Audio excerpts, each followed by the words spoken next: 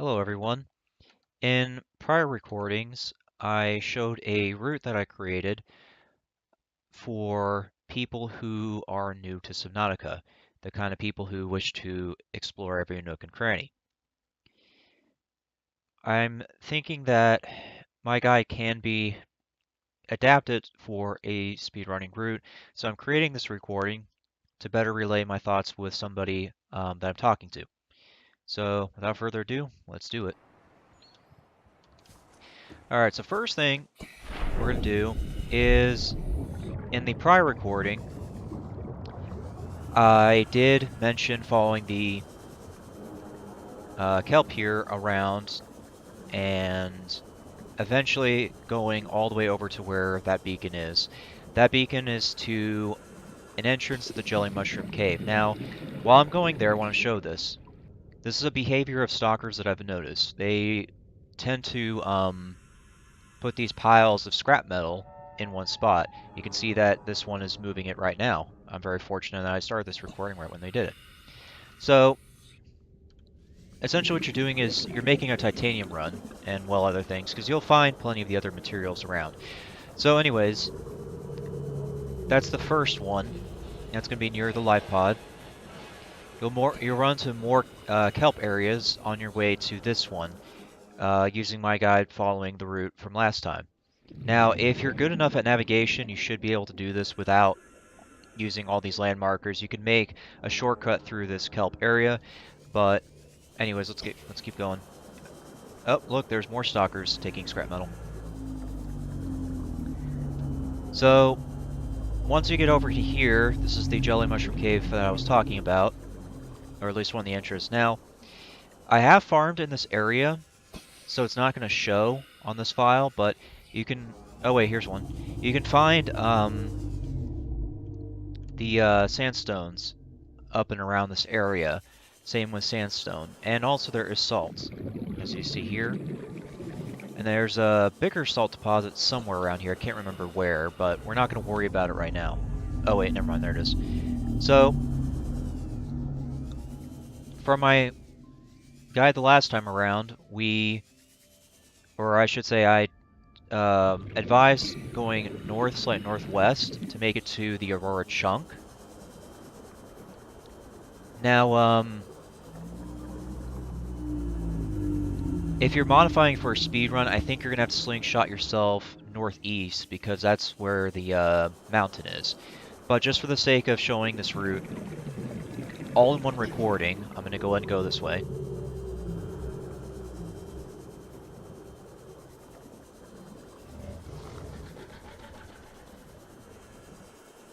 Let me go on surface so I can get some oxygen because I'm not using a sea moth this time. Okay. So anyways, in the prior guide, I did make mention that this was one of the landmarkers I used for navigation purposes. And then came out to about right here, started seeing the mushrooms.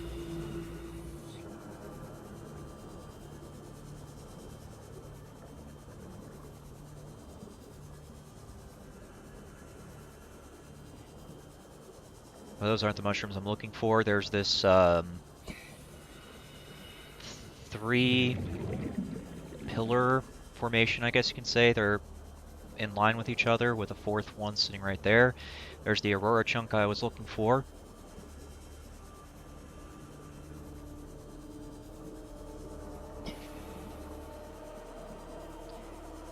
So when I see this, this tells me that I'm near the shelf that I want to get to.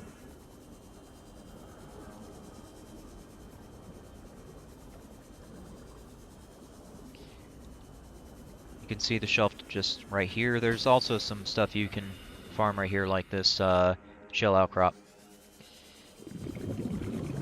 So when I'm out on this shelf, I know that I have to go immediately down, because you can see I put a beacon there. That's about, I think, 500 or 600 meters above the entrance. Anyways, I'm not going to worry about the exact numbers, as I'm trying to show the speed running route. So, now that I've kind of shown you where I went with the prior guides, or navigation help, I'm gonna now act as if I slingshot it northeast from the cave entrance by going straight to the alien cannon.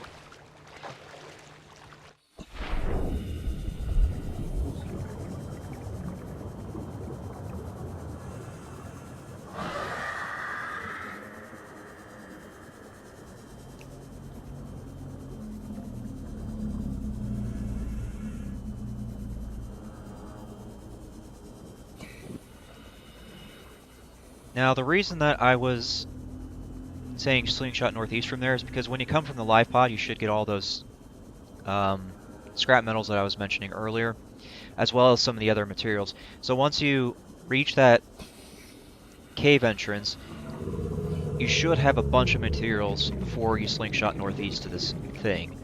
Now, I'll show you why I'm talking about that in a minute. It's going to take me just a little bit to get over here.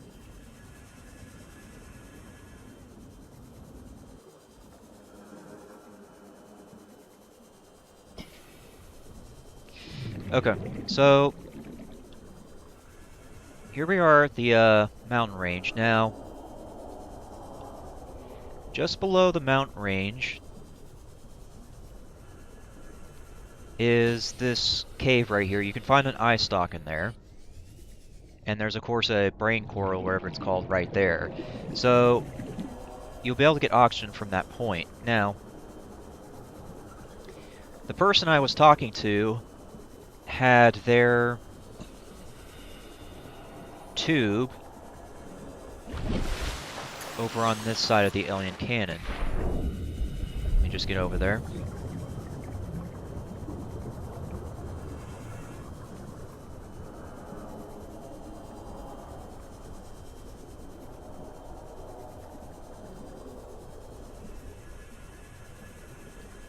Oh, where's that blasted portal? Give me a second.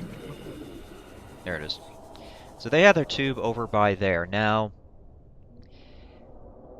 I was thinking that if you slingshot it yourself back from here towards the entrance, because you get all the materials coming up this way, then you deposit them in a tube, because you won't have a multi-purpose room, then you should have the materials necessary to start on the Cyclops or the Neptune rocket, and then they can all be stored in there. Now, just above this location, once I manage to get my bearings here, there should be a moon pool somewhere. Give me a second to locate it.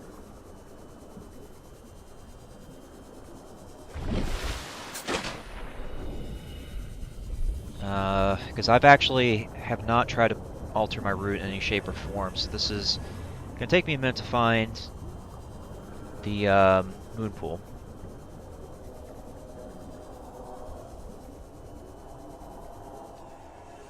No, that isn't it.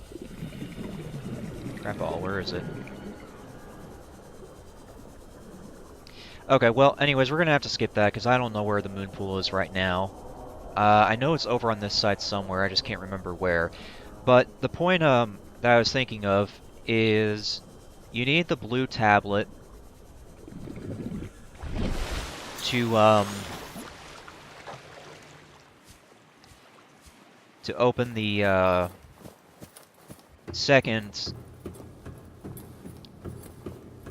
force field to the main containment facility, because you only get one from the alien thermal plant, so you have to make one yourself in order to unlock both force fields. You can glitch, yes, but that's not something that I want to do. This is the reason I'm thinking of this route. So I just run down here, since I can't find the dang moon pool.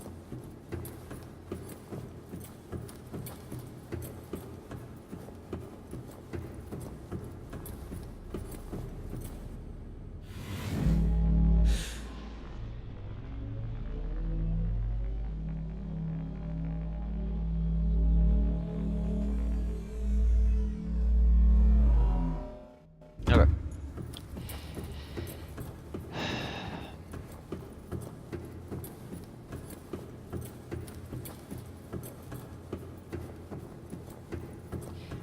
So the reason I'm trying to get over here is because there's a portal from the alien thermal plant up to here, and it is right here. So I'm going to go ahead and get a stopwatch going on my phone. Oh, actually, I guess I should start from over where you land once you come out of the portal, so let's do that. Alright, so stopwatch starting. Making the sprint to the moon pool.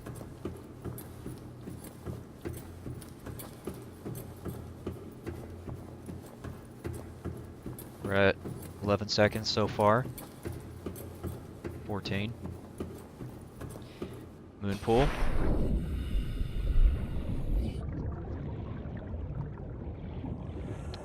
"24 seconds so far. Oh, there it is. Okay, I was just on the wrong side. Okay. So there's the portal. It's basically north from the moon pool. Oop, sorry, I'm not paying attention. So they had their tube, where was it? Right about here-ish? So I'm gonna go and stop. So despite my derpness, I am seeing 48 seconds and 65 microseconds on my stopwatch. So it took me just a little under a minute to sprint from the portal down here. So the reason I was curious about that timing is because of that blue tab that I was talking about earlier. So to recap, to make this kind of a bit easier. So starting from the Lifepod, you circle around, making tools. And then you go from the Lifepod up that route that I was talking about through the kelp over towards the one of the entrances to Mushroom. Not the Mushroom, the JellyMushroom Cave. And then from the JellyMushroom Cave, you make your way over to the mountain. Take all the materials that you acquired, make a tube down there, store the rest of the materials in the tube, immediately go back towards the Lost River, which is about 1,000 or so meters from this location, at least the entrance that I used in my prior guides. And then when you go down there, you should only need the sea ghost, weed, or whatever it's called, plus any of the materials like gel sacks, rubies, diamonds, etc. Those are all things that you can get from the Lost River. Because by the time that you've taken the route over here, you should have already found mushroom fungus and the eye stalk. So now I'm going to go over here and I'm going to show that route and then one to the recording.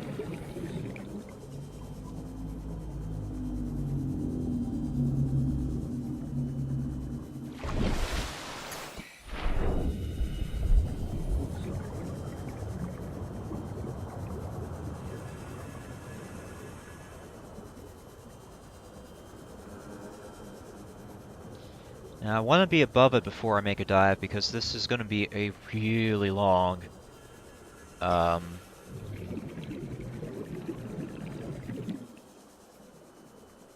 I guess you can say.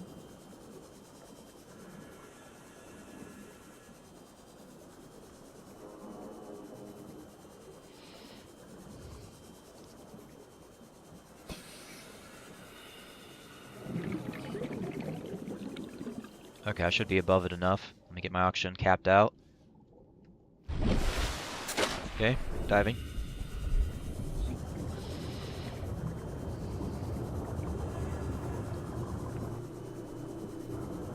You can see that shelf that I passed by earlier in the recording. So you can see that the shelf is visible from the surface before you dive. So that should be a good landmarker for you before going down this way.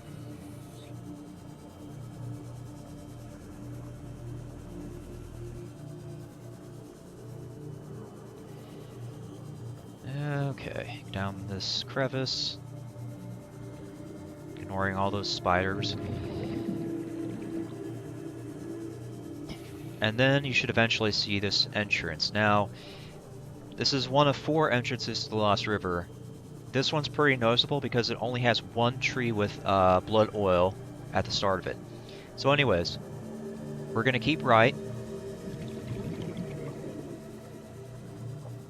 because this is how I know to navigate this spot, and also because I think that this would be important to this particular route change. So when you've followed the right side, you should see this acid waterfall and a force field right there.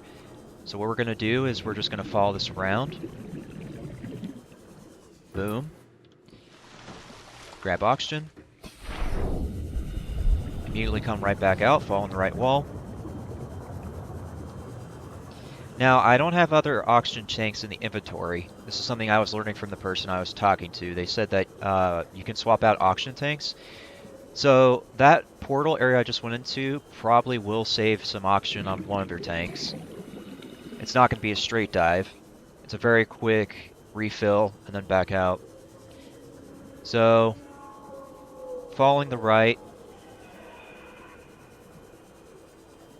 Oh, there's a spider in real life. I'll have to shoo it out of my room in a minute.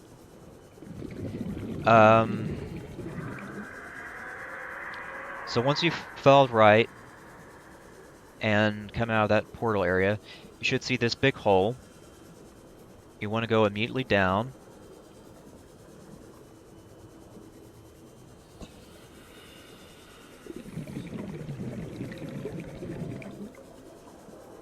You should see the skeleton after a while.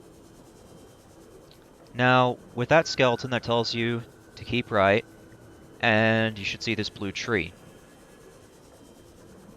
Now, I will have enough oxygen to do this because I have a ultra high capacity tank, but for the sake of this recording, but yeah, you will need multiple oxygen tanks to really pull this off, what I've got in mind.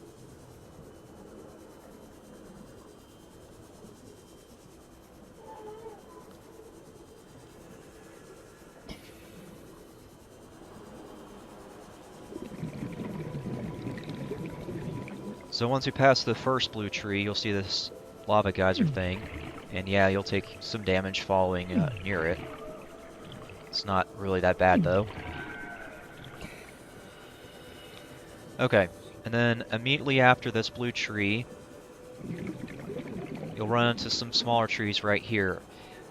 Now, you follow the right up to that tree, but you have to transition to the left once you get into this particular cave area. Because over on the left-hand side of this, and you'll notice this little river that kind of forks, is a waterfall. Immediately down in this waterfall is the biome where you'll find the alien thermal plant. I'll go ahead and...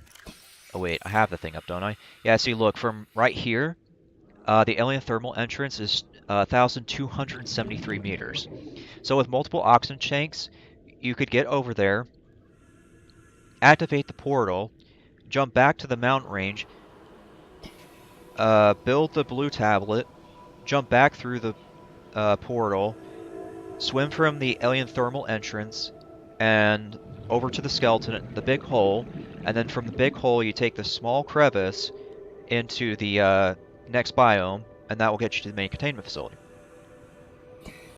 So yeah, I'm going to go into recording here. I'll wait for a review and see if this idea actually pans out.